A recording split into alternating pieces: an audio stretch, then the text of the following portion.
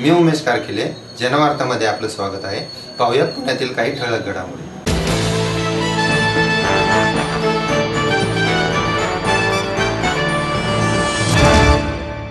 पुण्याच्या महापौरपदी राष्ट्रवादी काँग्रेसचे दत्तात्रय धनकवडे तर उपमहापौरपदी काँग्रेसचे आबा बागुल यांची निवड झाली।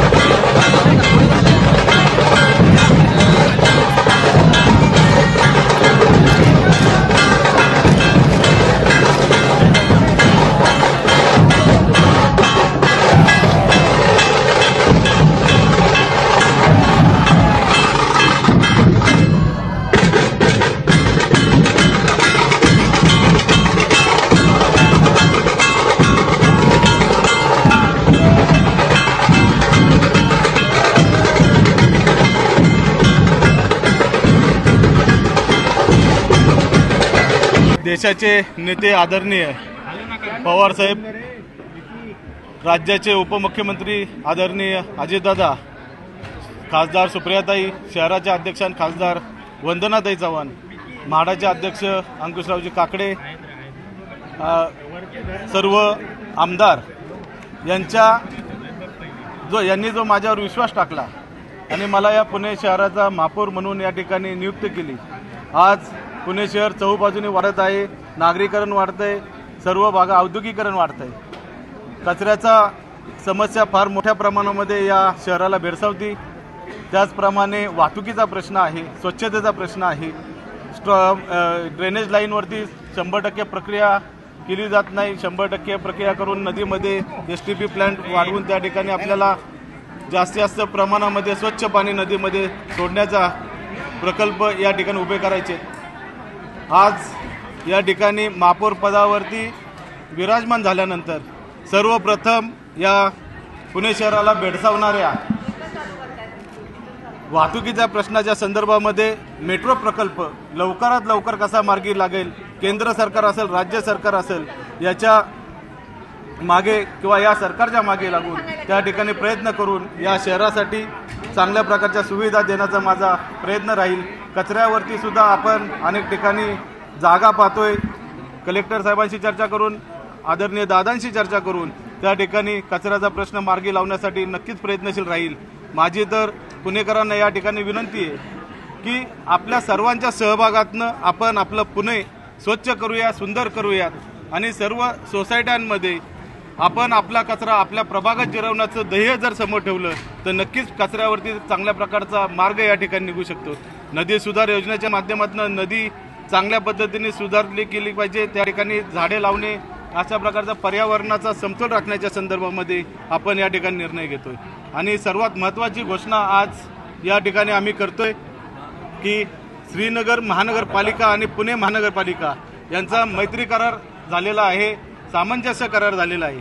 आज आपण पाहत असाल की आपल्या देशाचं नंदनवन या ठिकाणी पावसाने थैमान घातलं, त्या ठिकाणी संपूर्ण श्रीनगर असेल, काश्मीर खोरा असेल, हे त्या ठिकाणी आपलं पाण्यापुरामुळे उद्ध्वस्त झालेले, अशा ठिकाणी ड्रेनेजची व्यवस्था असेल, पाणी पुरवठ्याच्या संदर्भामधले जे युनिट्स असतील या ठिकाणी बऱ्याच बंद पडलेले आहेत। अशा ठिकाणी पुणे महानगरपालिकेचे तज्ञ अधिकारी त्या ठिकाणी आम्ही पाठवणार आहोत आणि त्या श्रीनगर महानगरपालिकेचा पाणी पुरवठा पूर्ववत करण्यासाठी, ड्रेनेज व्यवस्था पूर्ववत करण्यासाठी आम्ही एक मैत्री या नात्यानं या ठिकाणी सहकार्य करण्याचं या ठिकाणी आपल्याला सांगते.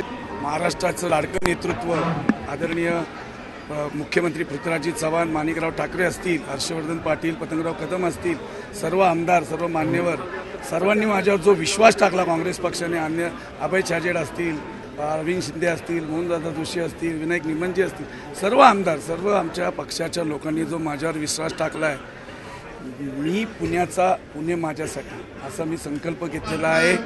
24/65 डेज या शहराच्या विकासासाठी काँग्रेस पक्ष आणि काँग्रेस पक्षाचा उपमहापौर या नात्याने मी कटिबद्ध राहणार आहे. एक 5 कलमी कार्यक्रम आम्ही घेतलेला आहे. काँग्रेस पक्षाची ती पूर्वीपासूनची भूमिका होती, तीच भूमिका या आता पुणे शहराचा उपमहापौर म्हणून मी ती 5 संकल्प जे केलेत ते आम्ही नक्की पुढच्या भविष्यामध्ये माझं पुणे कसं असावं आणि मी पुणेकर म्हणून नक्कीच चांगला जे चांगलं पुण्यासाठी देता येईल ते देण्याचा प्रयत्न करणार. असंच पुणेकर माझ्यावर प्रेम करतील एवढंच मी अपेक्षा करतो.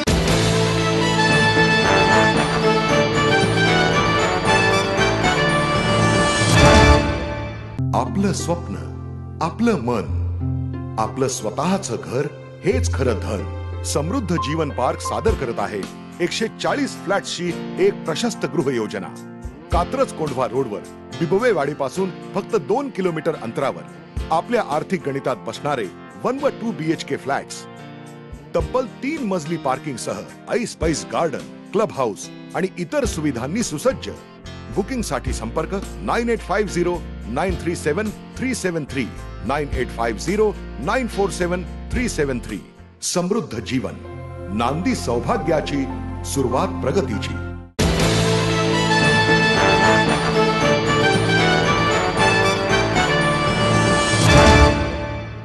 पंकजा मुंडे यांच्या संघर्ष यात्रेचे पुण्यामध्ये जोरदार स्वागत. कार्यकर्त्यांचा उत्साह शिगेला पोचला होता. सत्ता परिवर्तनामध्ये पुन्हा संघर्ष यात्रेचं योगदान इतिहासात कधीच विसरलं जाणार नाही, हा मला आत्मविश्वास आहे. एवढा प्रचंड प्रतिसाद या यात्रेला आहे. पुण्यामधलं स्वागत झालं नसतं तर ही यात्रा अधुरी राहिली असती, कारण पुणे हे संस्कृतीचं माहेरघर आहे. आणि युवा मोर्चाचा खास आग्रह, ताई आमच्यावर रुसलात का पुण्यात काहीच कार्यक्रम? म्हणलं अरे पुण्यात तर शहर आहे, आपण नंतर वेगळा कार्यक्रम घेऊ. पण त्यांचा खूप आग्रह होता. मी युवा मोर्चाचं गणेश तुमच्या माध्यमातून सगळ्यांचं मी मनापासून अभिनंदन करते, आभार मानते. आणि तुम्ही एवढा कार्यक्रम एवढ्या अगदी अल्पशा काळामध्ये आयोजित केला. सगळ्यांचं मनापासून आभार. आणि मला तुम्हा सर्वांना एकच सांगायचंय, माझं दुःख, माझ्या वेदना, माझ्या अंतःकरणातला आलेला काळोख मी बाजूला केलाय. तो सामान्य माणसाला चांगले दिवस आणण्यासाठी, माझ्या पित्याचं स्वप्न पूर्ण करण्यासाठी पुन्हा संघर्ष यात्रेला मी सामोरी गेले. मी पुन्हा संघर्षाला सामोरे जाऊ शकते तुमच्या स्वप्नांसाठी, तर तुम्ही स्वतःच्या स्वप्नांसाठी, स्वतःच्या येणाऱ्या राज्याच्या, महाराष्ट्रातल्या उज्ज्वल भविष्यासाठी हे करणार का नाही, हा माझा तुम्हाला सवाल आहे. करणार असाल तर सर्वजण माझ्या बरोबर आपले हात वर करा, हाताच्या मुठी आवळा आणि आपल्याला एक वैभवशाली महाराष्ट्र घडवण्याची आज आपण शपथ घेऊया. आणि इथून ही संघर्ष यात्रा निघेल ती विजयाचा ध्वज फडकवल्याशिवाय परत थांबणार नाही, असा आत्मविश्वास व्यक्त करते. धन्यवाद.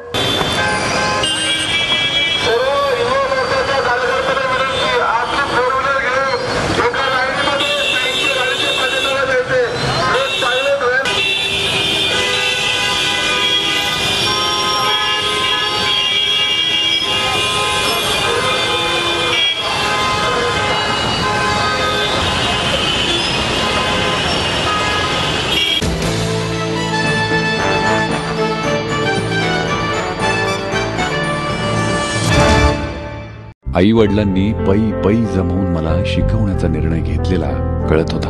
माझ्या उच्च शिक्षणासाठी त्यांनी मला कायमचा आधार मिळवून दिला होता. त्यांनी स्वतःसाठी कधीच काही केलं नाही, पण माझ्यासाठी Samruddha Jeevan multistate multipurpose cooperative society limited. गुंतवणूक भावनांची, आनंद लक्षावधीचा. Samruddha Jeevan multistate multipurpose cooperative society limited.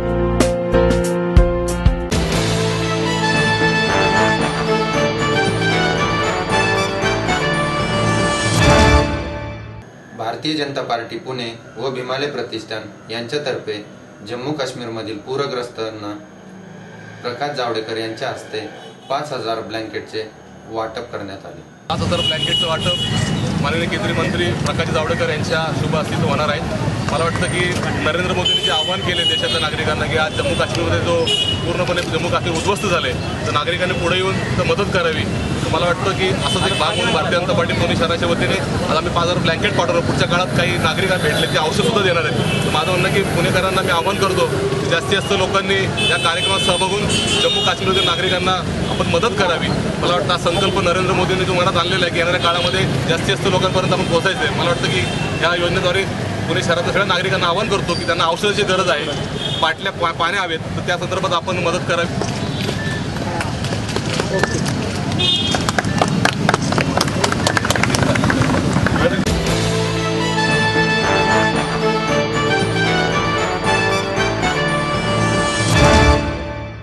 माहेर सोडून सासरी आले. इथे प्रेमाची मायेची माणसं होती, पण माझं भविष्य सुरक्षित आहे याचा आनंद आत्मविश्वास वाढवणारा होता. Samruddha Jeevan multistate multipurpose cooperative society limited. गुंतवणूक भावनांची, आनंद लक्षावधीचा. Samruddha Jeevan multistate multipurpose cooperative society limited.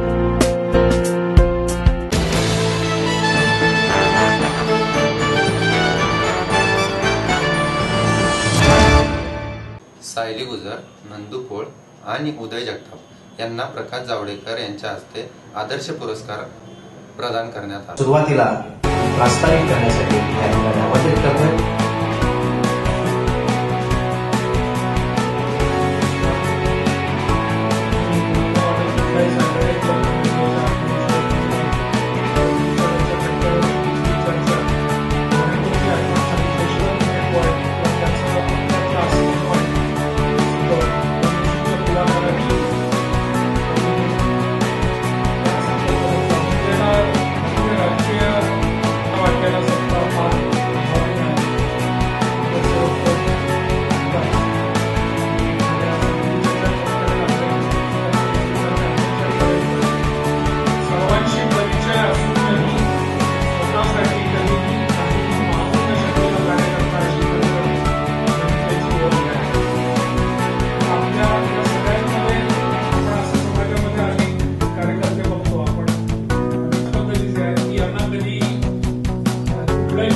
पुरस्कार कोणी बोलवून दिलेले नाही.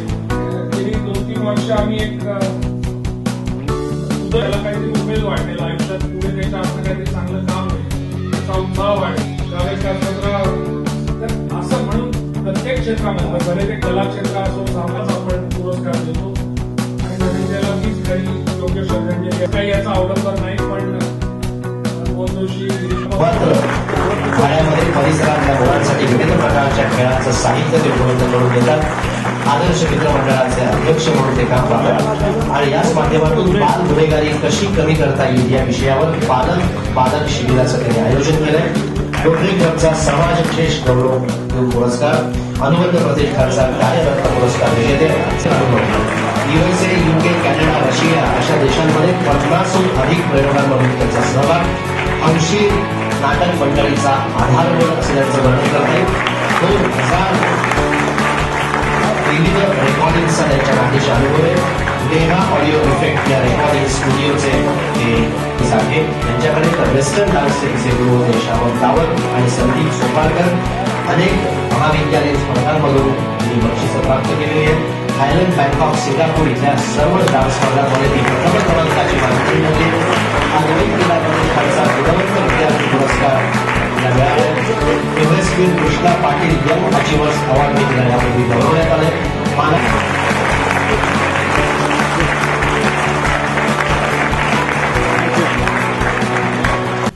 कुठल्याही बदलाला पॅशन कशातून निर्माण होते? जुनून से लोग काम करते, जज्बे से काम करते और वो करते हैं क्योंकि वो कार्यकर्ता बनते. मला आता राज्यसभेमध्ये लागोन बॅक टू बॅक 2 अनुभव आले. मी एकदा निरोपाचं भाषण केलं फेब्रुवारीमध्ये रामदास आठवले यांना तिकीट दिल्यानंतर आणि नंतर मग मी पुन्हा शपथ नव्याने घेतली. पण त्यावेळेला मी एक भाषण केलं, त्यात मी असं म्हटलं की ये पद आते हैं जाते हैं, वो एक अवस्था है। लेकिन हम कार्यकर्ता जो है, वो कार्यकर्तापन जो है हर एक के अंदर, वो नहीं बुझ जा सकता। मी माझ्या पक्षाचा कार्यकर्ता आहे, हे कार्यकर्ते पण माझ्याकडून कोणी खेचून घेऊ नाही शकत। बाकी पदे येतील जातील त्याचा वेगळा हिशोब आहे, पण हे महत्वाचं आहे, कारण त्यांनी चळवळीला जन्म दिला। उदयचं भाषण वाचलं, ऐकलं, पहिल्यांदाच मी ऐकलं, पण मला इतकं कौतुक करावं असं वाटलं की ते कार्यकर्ते पण काय आहे, म्हणजे खरा कार्यकर्ता धनंजय, त्याच्या नावाने खरा कार्यकर्त्याला पुरस्कार।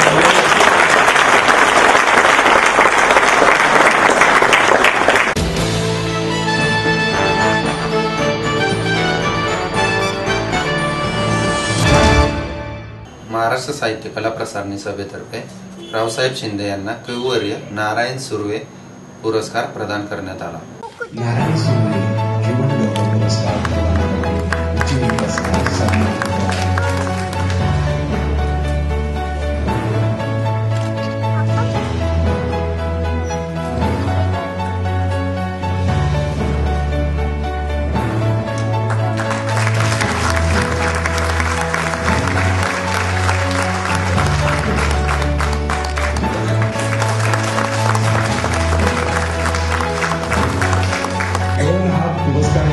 पण आता 4 हात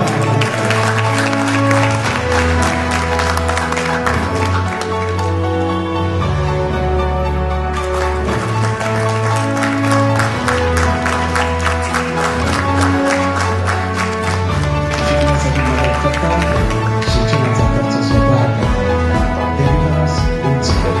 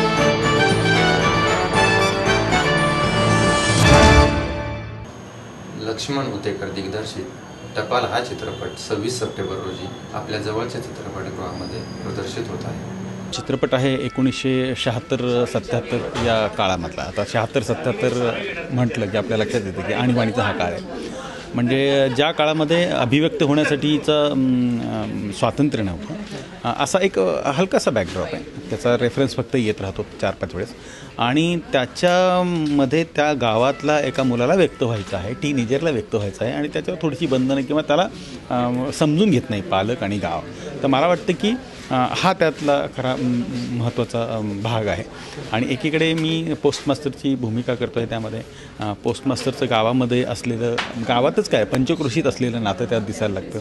एकीकडे त्याच्या आणि बायकोचे जे काही ताणतणाव आहेत ते काय आहेत ते त्या चित्रपटात तुम्हाला दिसायला लागतात। आणि तिसरीकडे जो छोटा रंग्या जो 10-12 वर्षांचा आहे, तर त्याच्याबरोबरचं नातं पोस्टमनचं जे आहे ते चित्रपटभर तुम्हाला दिसत राहतं। असं 3 स्तरावर तुम्हाला हा चित्रपट बघायला मिळेल। मी अनेक हिंदी चित्रपट केलेत, पण हो, टपाल माझा पहिलाच चित्रपट आहे। तर सर्वसाधारण उत्तर आहे तर खूप बरं वाटलं पण खूपच बरं वाटलं, कारण टपाल सगळ्यात महत्त्वाचं म्हणजे मी अनुभवलेले माझे अनुभव मला एक्सप्रेस करायचे होते। म्हणजे अशी काही वेगळी स्टोरी नव्हती की जेणेकरून मला फार कष्ट करावे लागणार होते। त्याच्यामुळे माझ्या गावात मी पाहिलेले लोक, माझ्या गावातली संस्कृती, माझ्या गावातली वेशभूषा, तिकडचा एकंदरीत सेटअप, हे लहानपणापासून मी बघत आलो आणि जगत आलो आणि ते मला प्रेक्षकांसमोर संपूर्ण महाराष्ट्रासमोर आणण्याची संधी मिळत होती. त्याच्यामुळे it was actually a pleasure, म्हणजे खूपच आनंदाची गोष्ट होती. दिग्दर्शक म्हणून टपालमधून मला एकच सांगावं लागतं की आपल्यामधून हरवलेला पोस्टमॅन आणि आत्ताच्या पिढीला कधी बघायलाच न मिळालेला पोस्टमॅन, ह्या पोस्टमॅनची 70च्या दशकातली एक गोष्ट आहे. जशी आजी आपल्याला गोष्ट सांगायची किंवा आजोबा गोष्ट सांगायची, अशी टपाल एक गोड, निरागस, निष्पाप एका लहान मुलाची देखील गोष्ट आहे. आपण नेहमी चित्रपट बघायला जातो 2 तास, पण टपाल मला वाटते 2 तास जगायला जा. आम्ही टपालसाठी खूप मुलं शोधली पोलादपूर तालुक्यात, माझ्या तालुक्यात, आणि भरपूर ठिकाणी फिरलो. जवळजवळ तालुक्यातल्या सगळ्याच शाळा पालत्या घातल्या होत्या. आणि सगळ्यात शेवटी रोहित उतेकर, ज्याचं नाव रंग्या आहे फिल्ममध्ये, तो मला माझ्या गावातच मिळाला. माझ्या गावच्या शाळेत, माझ्या घराच्या मागे शाळा आहे. मी मुलांचे ऑडिशन्स घेत होतो थकून, म्हणजे कुठल्याच तालुक्याच्या कुठल्याही शाळेत मला मुलं नाही भेटली. त्यामुळे थकून मी म्हटलं चला आता आपल्या शाळेत बघूया. आणि मी मुलांचे ऑडिशन्स घेत होतो तेव्हा सूर्य मावळतीला होता आणि माझ्या मागे होता. आणि त्या मुलांवरती हाताचा शाडो एक मुलगा क्रिएट करत होता. मी मागे वळून पाहिलं तर माझ्या मागे झेंड्याचा, आपण झेंडावंदन करतो त्याचा पाईप होता आणि त्या पाईपावरती एक मुलगा चढून ह्या मुलांवरती शाडो तयार करत होता. आणि मागे वळून पाहिलं तर म्हटलं तू काय करतो वरती? काय नाही बोलतो, असाच मी बसलोय वर. म्हटलं पायपावर काय बसायची जागा आहे, खाली उतर. तो खाली आला आणि त्याला म्हटलं उभा राहा कॅमेरासमोर. तो उभा राहिला, 1 सेकंड देखील तो उभा राहिला नाही व्यवस्थित. आणि मी त्याला म्हटलं, असं सहज विचारलं, म्हटलं अरे तू प्रेम केलंयस काय कोणावरती? म्हणाला हो केलंय. 6वीतला मुलगा म्हणतो प्रेम केलंय. आणि मग मला शिक्षकांनी सांगितलं की ह्याने 6वीत असताना वर्गातल्या एका छोट्या मुलीला तांदळाच्या भाकरीवर स्केच पेनने आय लव्ह यू म्हणून लिहून दिलं होतं आणि बेदम मार खाल्ला होता. तर म्हटलं हाच रंगे आहे. कारण असाच खोडकर पोरगा आम्हाला पाहिजे होता. पोस्टमन म्हणून नंदी माधव आणि तुळसा म्हणून वीणा जामकर हे मी डायलॉग लिहित असतानाच क्लिक झाले होते. कारण पोस्टमॅनची इमेज तुम्हाला जर माहीत असेल तर आपण लहानपणापासून पोस्टमॅन गोड बघत आलो आहे. साधा, भोळा, सरळ, निष्पाप, डोळ्यामध्ये प्रेम असलेला पोस्टमॅन. आणि नंदू माधवांचं एकंदरीत कॅरेक्टर, त्यांची एकंदरीत इमेजच तशी गोड आहे. आणि त्याच्यामुळे तसाच गोड इमेजचा माणूस मला पोस्टमॅन म्हणून हवा होता. तसंच वीणाच्या बाबतीत झालं.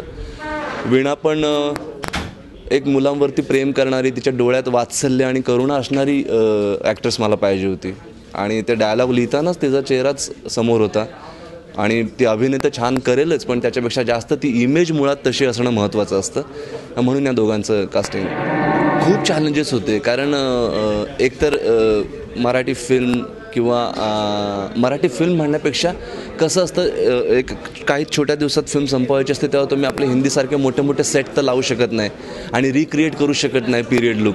त्याच्यामुळे आपल्याला जे दिलं आहे लोकेशन किंवा जे लोकेशन आपल्याकडे आहे त्याच्यातच मॉडिफाय करून किंवा त्यालाच जुनं करून आपल्याला करावं लागतं. पण हल्ली तुम्ही जिकडे जाल तिकडे मोबाईलचे टावर्स आहेत किंवा सिटीमध्ये गेलात तर मोबाईल शॉप्स आहेत, मोबाईल रिपेअरची दुकानं आहेत, जिकडे तिकडे मोबाईल कंपन्यांचे मोठे मोठे होर्डिंग्ज आहेत. त्याच्यामुळे ते अवॉइड करून, कारण ते तर दाखवू शकत नव्हतं, त्याच्यामुळे ते प्रत्येक सीन आणि प्रत्येक शॉटमध्ये अवॉइड करणं चॅलेंजिंग होतं. जसं तिचं नाव आहे तसंच तिचं व्यक्तिमत्व आहे. तुळशीसारखं अतिशय शांत, चुकूनसुद्धा कोणाला अपशब्द मनातसुद्धा येणार नाही अशी एक मुलगी, अशी एक स्त्री. आणि जी गोष्ट तुम्ही सिनेमात पाहणार आहात ती गोष्ट चित्रपटाचा आमचा खरा हिरो छोटा, रंग्या आणि पोस्टमास्टर यांच्या माध्यमातून तुम्हाला पाहायला मिळते. आणि तुळसा आपोआप त्या कथेमध्ये गोवली जाते आणि त्या कथेचा एक भाग होऊन जाते.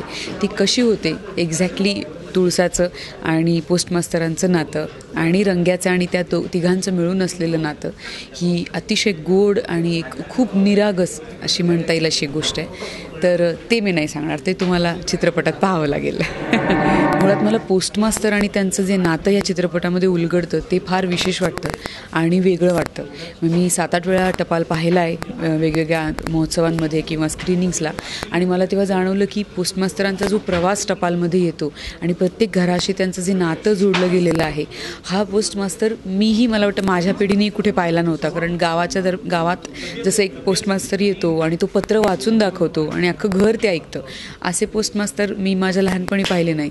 आमच्या बिल्डिंगमध्ये पोस्टमास्टर यायचे, आम्ही त्यांच्या मागे जायचो, आमचं पत्र आहे का. तो पोस्टमास्टर माहीत होता.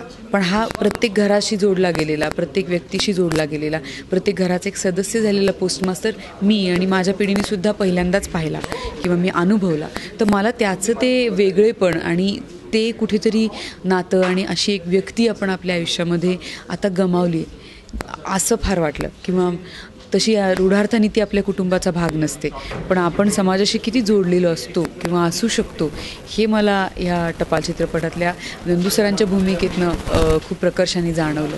आणि म्हणून मला असं वाटलं की ही फिल्म कोणी एकदा पाहिल पण अनंतकाळ आठवत राहील. जे एखादा वेगळा फ्लेवर जर त्या भाषेमध्ये असेल, जसा टपालमध्ये आहे की अशी भाषा मराठी चित्रपटामध्ये आपण अजून ऐकलेली नाही आहे, तर ही वेगळी जर भाषा आहे, हिचा जो वेगळा टोन आहे, तर तो नेमका टोन वेगळा आहे म्हणजे काय आहे तो ओळखणं आणि तो जसाच्या तसा हुबेहूब पकडायचा प्रयत्न करणं किंवा जसेच्या तसे डायलॉग डिलिव्हर करणं आणि त्याच्यासाठीची मेहनत घेणं हे मला वाटतं मी जास्त प्रकर्षाने करते.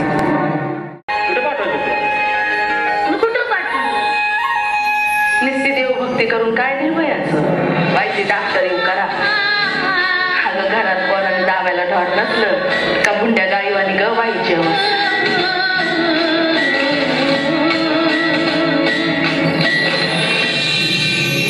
अरे गावात टपाल वाटण्याचे सोडून ही पोरं चोरायचं कधीपासून सुरू केला? अगं बघतेस काय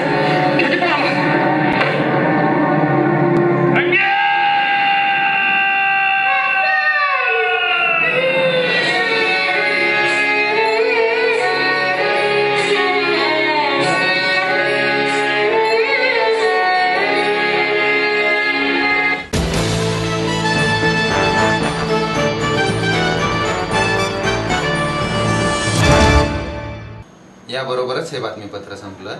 पुन्हा भेटूया उद्या याच वेळी. नमस्कार.